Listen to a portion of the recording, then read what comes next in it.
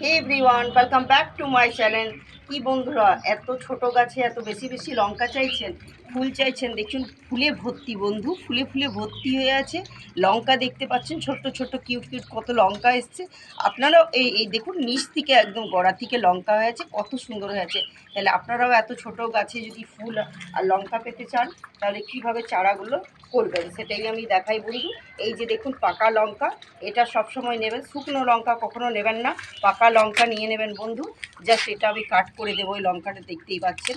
এটার যে বীজগুলো না বন্ধু, এটা কখনো এরকমভাবে গর্ত করে করবেন না, বা এরকম করে খুঁড়ে কখনো করবেন না, ঠিক আছে? আমি কি করব, এই যে মাটির লেয়ারটা আছে না, 3 রেশিওতে করে নেবেন বন্ধু।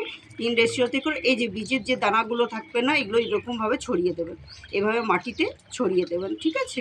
এরকম করে সুন্দরভাবে ইজিলি ছড়িয়ে দেবেন। শুকনো লঙ্কা কখনো দেবেন না বন্ধু, শুকনো লঙ্কা দিলে ভালো গাছ হয় না, সেভাবে হয় না লঙ্কার গাছ। এটা চেষ্টা করবে সবসময় পাকা, একদম টাটকা পাকা যেন থাকে। আর 1 লেয়ার মাটি আমি এটাতে মাটিযুক্ত বালিযুক্ত মাটি কভার করে দিলাম, 1 লেয়ার, বেশি না, ব্যাস।